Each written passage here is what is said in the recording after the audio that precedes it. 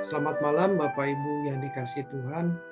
Malam hari ini kita kembali berkumpul di acara kelas pendalaman Alkitab, dan malam hari ini adalah sesi yang ketiga. Kita akan kembali belajar kebenaran firman Tuhan, dan kita membahas ada 6 topik yang akan kita pelajari.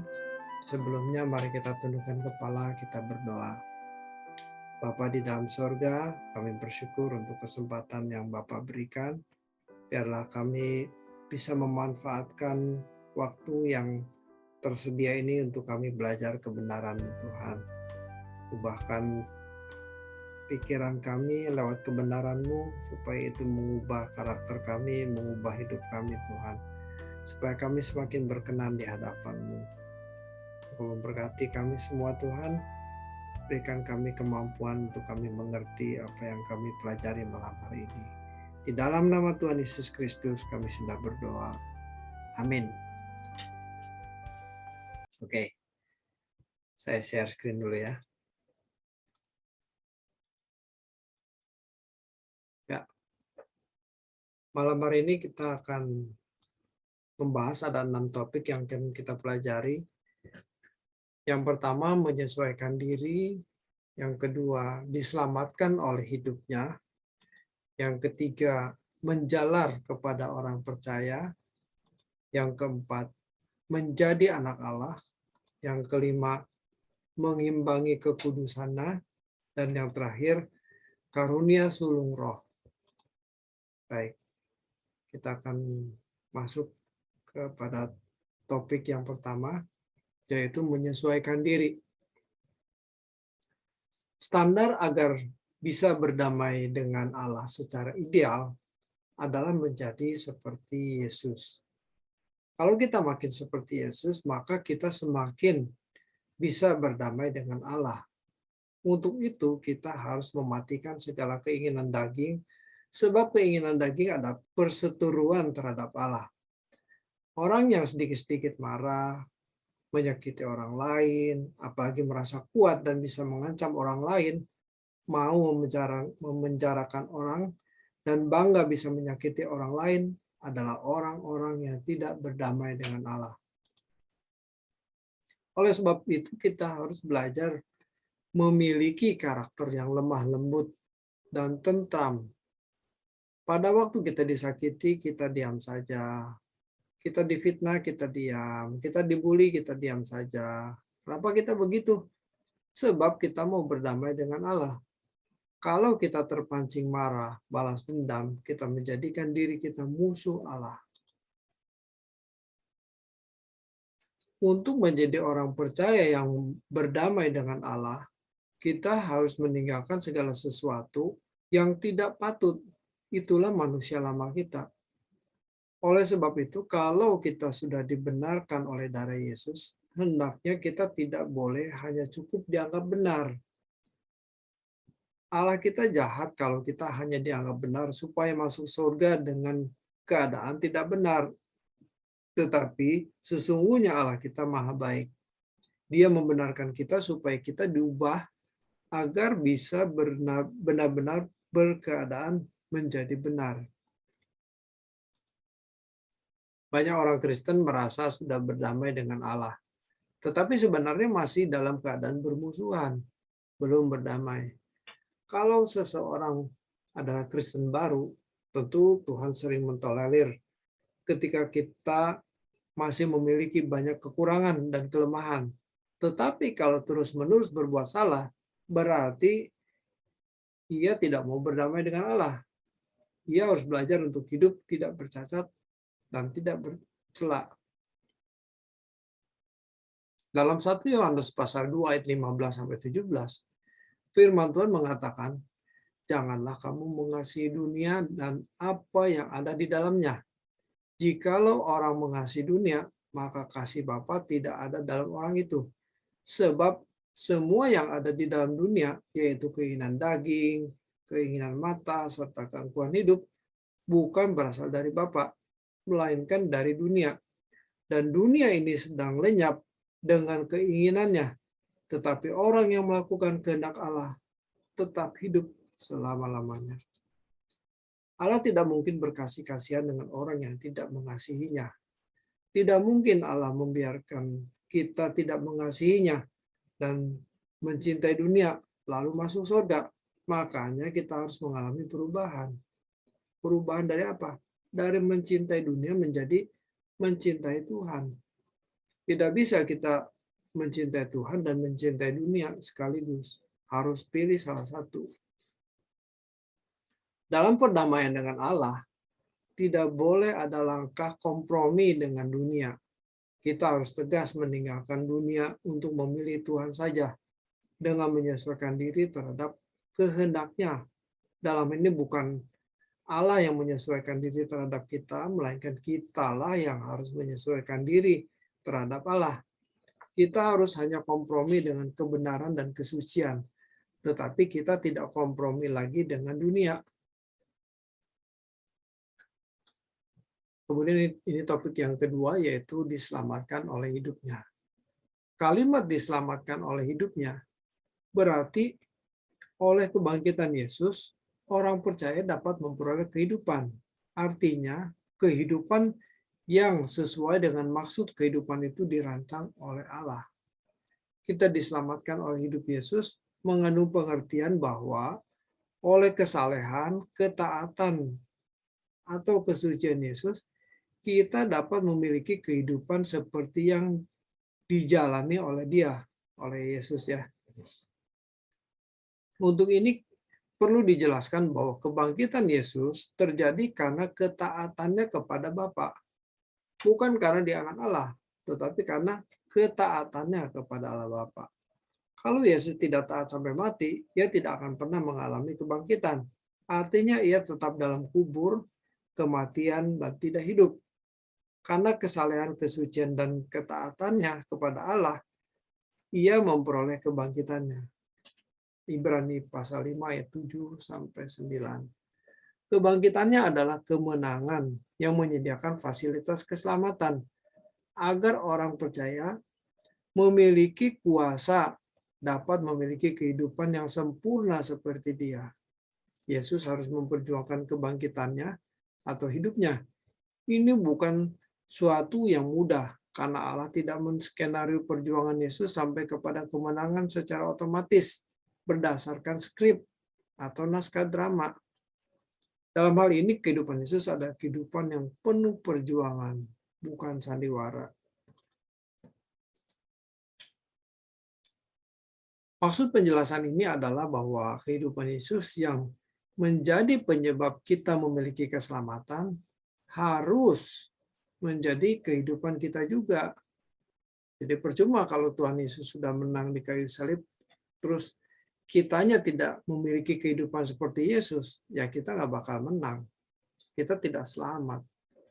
Jadi orang percaya bukan hanya diperdamaikan secara status, melainkan juga benar-benar dalam perdamaian yang harmoni dengan Allah. Itulah sebabnya kita harus memiliki perjuangan untuk memiliki keadaan yang benar-benar bisa berdamai dengan Allah. Untuk memiliki keadaan yang benar-benar berdamai dengan Allah, orang percaya harus memiliki kehidupan seperti yang dijalani oleh Yesus. Itulah sebabnya dikatakan dalam firman Tuhan bahwa kita diselamatkan oleh hidupnya. Jadi diselamatkan oleh hidupnya itu artinya hidup Tuhan Yesus itu harus menjadi hidup kita. Gaya hidupnya Tuhan Yesus harus menjadi gaya hidup kita. Nah, itu baru kita bisa selamat. Kalau Yesus tidak berhasil memiliki kehidupan yang sempurna, ia tidak dapat menjadi pokok keselamatan. Artinya tidak dapat mengubah dan menjadi teladan hidup yang sesuai dengan rancangan Allah.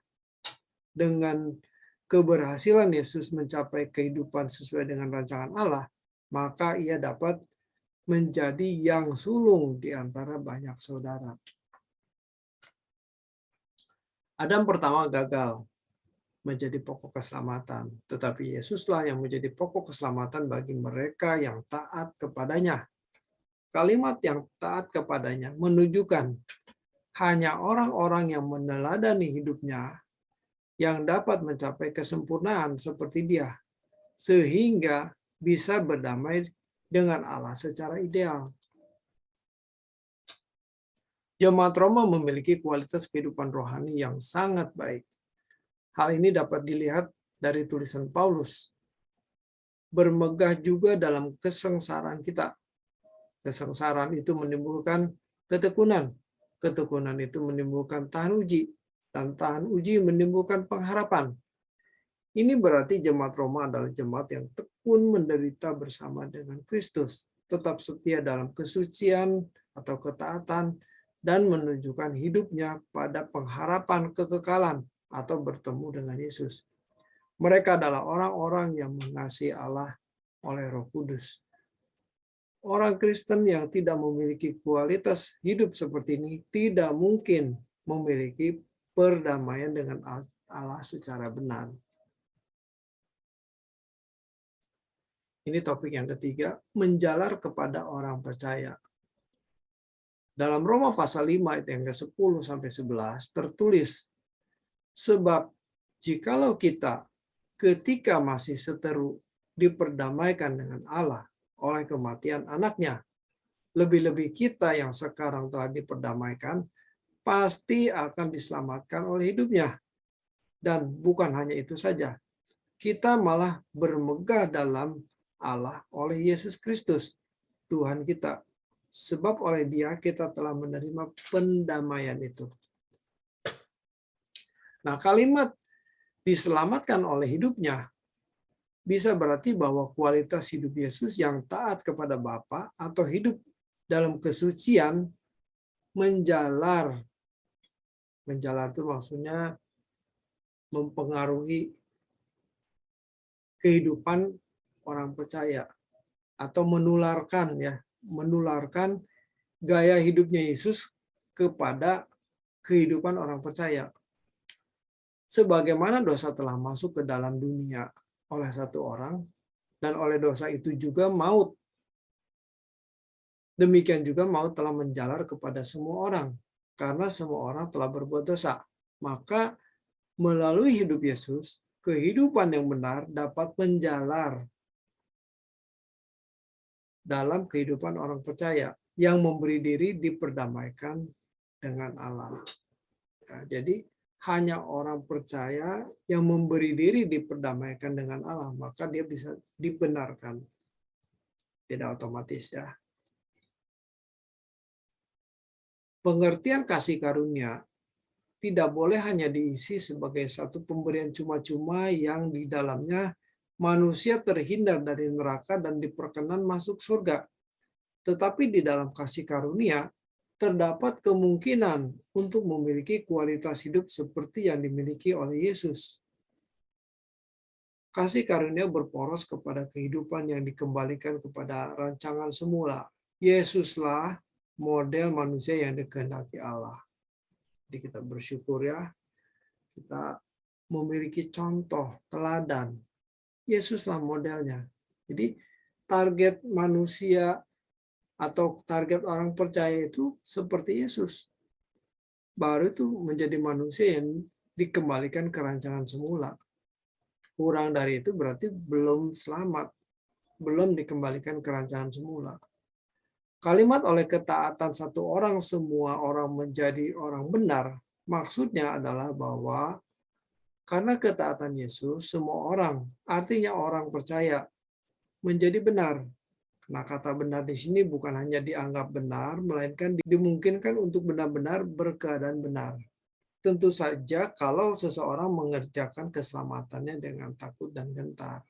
Jadi kalau tidak mengerjakan keselamatan dengan takut dan gentar, ya tidak sampai berkeadaan benar. Kita bahas topik yang keempat, yaitu menjadi anak Allah. Kita tidak boleh merasa cukup hanya memiliki keyakinan terhadap kurban Kristus, kemudian yakin sudah memiliki kasih karunia, serta merasa sudah dibenarkan atau dianggap benar. Tetapi orang Kristen harus berjuang mengisi kasih karunia yang ia terima dengan mengerjakan keselamatan dengan takut dan gentar, yaitu menghidupi kehidupan Yesus di dalam hidupnya.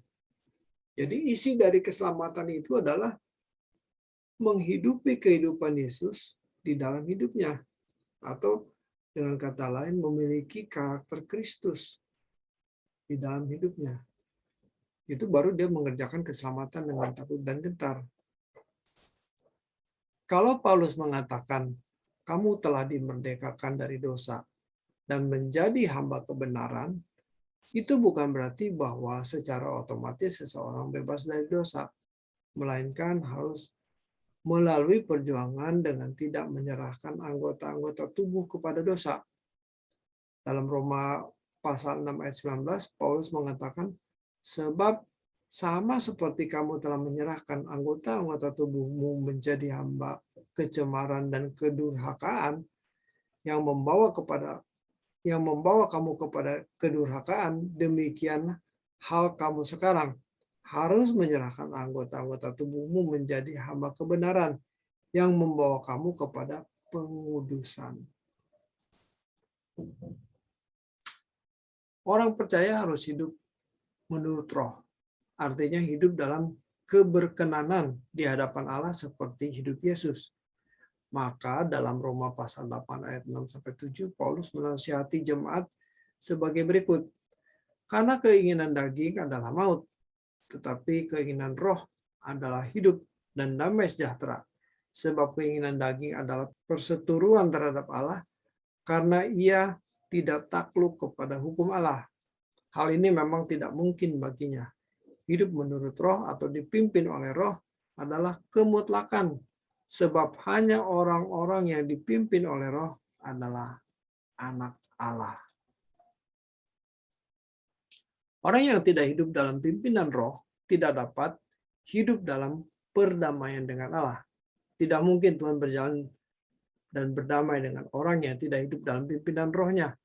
Penjelasan ini menunjukkan dengan jelas bahwa orang yang hidup dalam daging atau tidak mengenakan hidup Yesus tidak hidup dalam perdamaian dengan Allah, sebab mereka hidup dalam daging tidak mungkin berkenan kepada Allah. Mereka yang menuruti hawa nafsu keinginan daging tidak mungkin berkenan kepada Allah. Roma 8 ayat yang ke-8. Kuduslah kamu sebab aku kudus. Dan jika kamu menyebutnya Bapa, yaitu Dia yang tanpa memandang muka menghakimi semua orang menurut perbuatannya, maka hendaklah kamu hidup dalam ketakutan selama kamu menumpang di dunia ini. Ayat ini secara tidak langsung menunjukkan bahwa orang yang menjadi anak-anak Allah harus mengerti perasaan Bapaknya. Kalau tidak, maka Bapa tidak bisa bersekutu dengannya. Dan jika kita adalah anak, maka kita juga ada ahli waris. Maksudnya orang-orang yang berhak menerima janji-janji Allah, yang akan menerimanya bersama dengan Kristus, yaitu jika kita menderita bersama-sama dengan Dia, supaya kita juga dipermuliakan bersama-sama dengan Dia. Ayat ini juga sangat jelas menunjukkan bahwa tidak semua orang Kristen adalah anak-anak Allah, tetapi hanya mereka yang menderita bersama-sama dengan Yesus. Orang percaya yang menderita pasti orang yang percaya yang dewasa rohani. Sekarang yang kelima, mengimbangi kekudusannya. Kalimat berilah dirimu didamaikan dalam 2 Korintus pasal 5 ayat 19 dan 20 adalah kalimat perintah yang tidak bisa tidak, harus dituruti sebagaimana perintah Tuhan yang lain. Berdamai dengan Allah sama artinya dengan hidup dalam persekutuan yang seimbang dengan Allah. Banyak orang Kristen merasa sudah berdamai dengan Allah dengan pergi ke gereja, padahal mereka belum berdamai dengan Allah secara benar. Mengapa demikian? Sebab tidak ada keseimbangan dalam persekutuan dengan Allah. Sedangkan seharusnya seseorang memiliki level kekudusan yang memadai untuk bisa memiliki perdamaian dengan Allah. Ketika seorang anak belum dewasa, orang tua berusaha mengimbangi anaknya dalam ketidakdewasaan. Artinya orang tua maklum ya kalau anak masih berbuat salah, masih kurang ajar sama orang tua maklum, tapi nggak bisa terus-terusan begitu. Orang percaya yang belum dewasa tersebut sering melakukan perbuatan salah, tetapi Tuhan mentolerirnya. Tetapi suatu saat, sebagaimana orang tua di dunia ini menghendaki anak-anaknya menjadi dewasa dan bisa mendampingi orang tuanya, demikian pula Tuhan menghendaki orang percaya menjadi dewasa agar dapat bersekutu dengan Dia secara benar. Inilah yang dikatakan dengan perdamaian dengan benar dan ideal. Perdamaian dengan Allah dibangun dalam kehidupan yang berkenan kepada Allah. Hal ini didasarkan kepada 2 Korintus pasal 5 ayat 9 dan 10 yang tertulis, sebab itu juga kami berusaha, baik kami diam di dalam tubuh ini maupun kami diam di luarnya, supaya kami berkenan kepadanya. Sebab kita semua harus menghadap tahta pengadilan Kristus, supaya setiap orang memperoleh apa yang patut diterimanya sesuai dengan yang dilakukannya dalam hidup ini, baik ataupun jahat. Keberkenanan kepada Allah, jika didasarkan pada 2 Korintus pasal 5, dapat kita temukan sebagai berikut. Pertama, tentu saja kehidupan yang tidak bercacat dan tidak bercela. Ayat 9 dan 10 ya. Tadi dikatakan sebab itu kami berusaha supaya kami berkenan. Jadi yang pertama pasti kehidupan yang berkenan, tidak bercacat, tidak bercela. Yang kedua, kehidupan yang merindukan perjumpaan dengan Tuhan. Yang ketiga, kehidupan yang dipersembahkan kepada Allah sepenuhnya sebagai utusan Kristus untuk memberitakan perdamaian. Keberkenanan di hadapan Allah adalah sesuatu yang bersifat progresif. Progresif ini bertumbuh ya, tidak statis, tidak begitu aja, tapi harus bertumbuh. Seiring dengan bertambahnya usia biologis atau perjalanan hidup kekristenan, seseorang harus semakin berkenan kepada Allah, atau yang sama dengan semakin mengambil bagian dalam kekudusan. Oleh karena merasa sudah diperdamaikan dengan Allah, banyak orang Kristen tidak terpacu untuk mengalami perubahan kehidupan yang semakin berkenan. Merasa sudah diselamatkan, sudah jadi orang Kristen, sudah benar, padahal belum benar. Makanya dia tidak berjuang untuk berusaha semakin berkenan kepada Allah. Ini kondisi yang mengerikan ya. Dikunci oleh iblis di posisi itu. Udahlah, yang penting kan jadi orang Kristen, yang penting sudah percaya, udah nggak usah berjuang terus sampai berkenan sampai sempurna, nggak usah, udah di situ aja begitu. Nah ini kita ditipu oleh iblis. Orang percaya harus mau didewasakan untuk menjadi anak-anak Allah yang sah atau huios, yang mengambil bagian dalam kekudusan. Ibrani pasal 12 ayat 9 dan 10. Mengambil bagian dalam kekudusan artinya menyeimbangkan diri dengan kekudusan Allah. Artinya agar bisa hidup dalam perdamaian dengan Allah secara ideal dan terus-menerus dalam persekutuan dengan Allah. Pendamaian dengan darah Yesus oleh pihak Allah membuat status kita dirubah dari pemberontak menjadi orang yang berstatus tidak pemberontak, bukan pemberontak. Dari pemberontak menjadi orang yang tidak berstatus pemberontak, didamaikan ya. Keadaan kita adalah keadaan manusia yang telah dibenarkan di hadapan Allah. Tetapi keadaan kita atau belum berubah secara otomatis. Tetapi keadaan kita belum berubah secara otomatis. Ini berarti perdamaian dengan Allah belum lengkap atau belum utuh. Setelah status kita diubah, kita bertanggung jawab untuk mengubah keadaan kita dengan belajar hidup sebagai anak-anak Allah yang berkenan kepadanya atau mengambil bagian dalam kekudusan Allah. Kekristenan hari ini telah menjadi kehidupan keberagamaan bagi banyak orang Kristen. Mereka kehilangan esensi kekristenan yang sejati, yaitu perubahan keadaan manusia batiniah. Perilaku kita akan berubah secara fundamental, sehingga menjadi semakin sesuai dengan rancangan Allah semula. Rancangan Allah semula adalah manusia yang berkenan kepada Allah, yang dalam segala sesuatu yang dilakukan selalu sesuai dengan pikiran dan perasaan Allah. Jadi karena memiliki pikiran dan perasaan Allah, maka yang dilakukan selalu sesuai dengan pikiran dan perasaan Allah. Kita harus menyadari bahwa kesempatan untuk mengalami perubahan guna bisa mengimbangi Allah sangat terbatas. Kalau momentum kesempatan ini berlalu, maka tidak ada lagi kesempatan kedua, sebab hidup ini hanya satu kali. Dalam satu kali kesempatan hidup ini, seseorang harus memilih, yaitu mau bersekutu dengan Allah, atau berdamai dengan Allah, atau di pihak lain, menjadi musuh Allah, atau bersekutu dengan dunia. Allah tidak memaksa orang Kristen untuk memilih bersekutu dengan Allah. Allah tidak mendesain secara sepihak. Seseorang memilih bersekutu dengan Allah atau bersekutu dengan dunia. Kalau Allah secara sepihak membuat seorang berdamai dengan Allah, maka perdamaian itu bukanlah perdamaian yang tulus, benar, dan natural. Perdamaian bukan sesuatu yang dipaksakan. Itulah sebabnya Paulus sebagai utusan Kristus menyerukan, berilah dirimu diperdamaikan. Orang percaya adalah orang-orang yang mendapat hak istimewa sebagai memiliki karunia sulung roh. Roma 8 ayat yang ke-23. Karunia sulung roh ini adalah potensi. Potensi itu kemampuan ya. Jadi dimungkinkan untuk menjadi pewaris kerajaan Allah bersama-sama dengan Tuhan Yesus.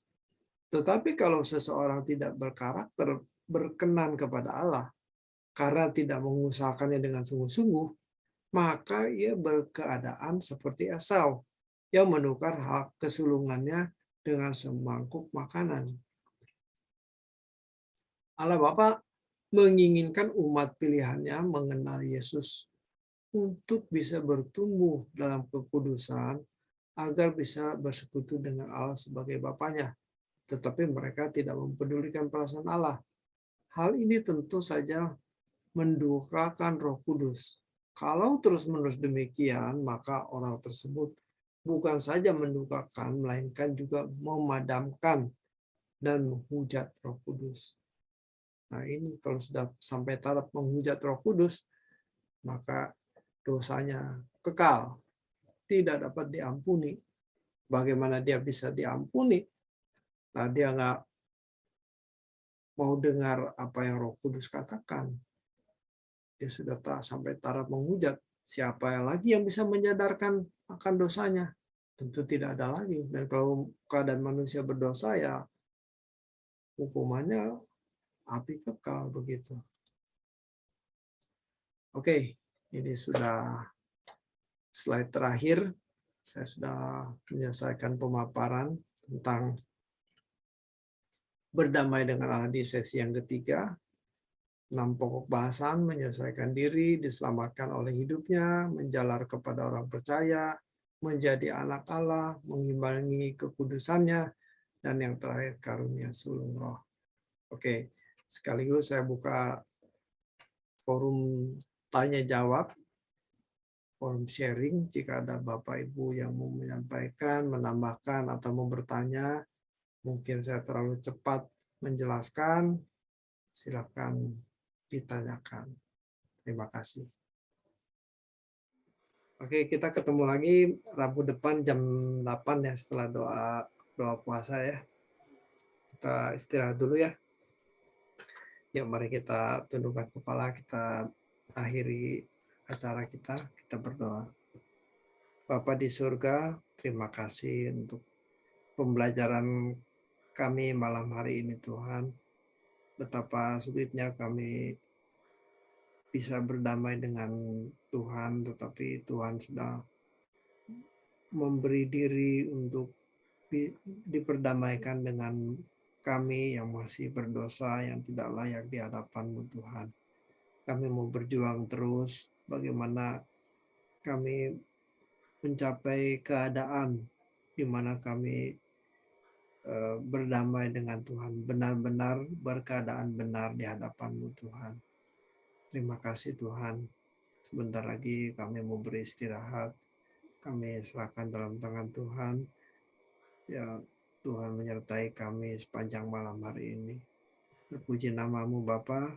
Di dalam nama Tuhan Yesus Kristus kami alaskan doa kami. Haleluya. Amin.